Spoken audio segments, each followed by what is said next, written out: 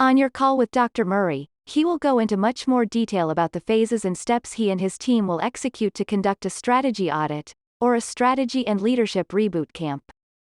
But here is an overview of the process.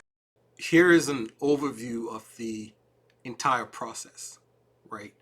Of all the phases and steps that we perform in order to uncover the decelerators and the accelerators in our strategy audit process. An overview of the process. Now, I'm not going to give you details step by step because it's a fairly rigorous process, but I'm going to give you an overview so you get a good sense of what we're trying to accomplish, right? The entire process for the strategy implementation audit and for the strategy and leadership reboot camp process, those processes are based on our proprietary framework we call the four frames. The four frames.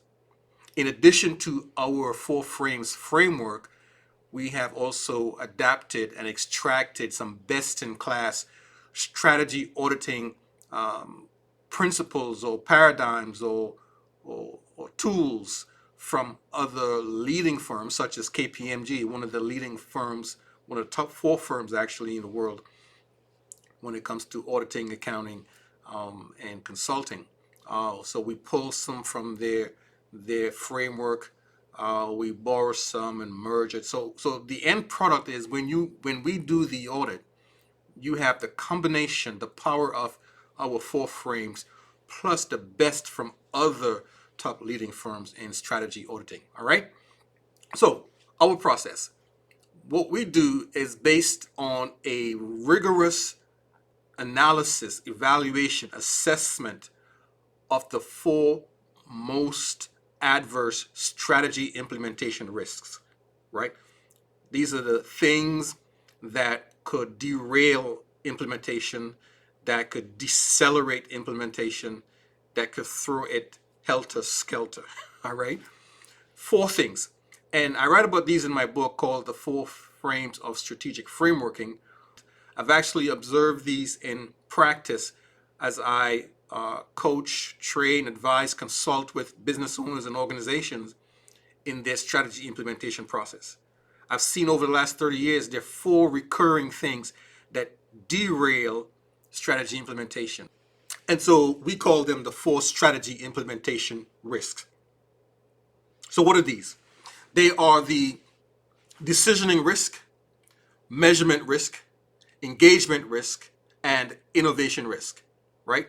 Decisioning risk, measurement risk, engagement risk, and innovation risk.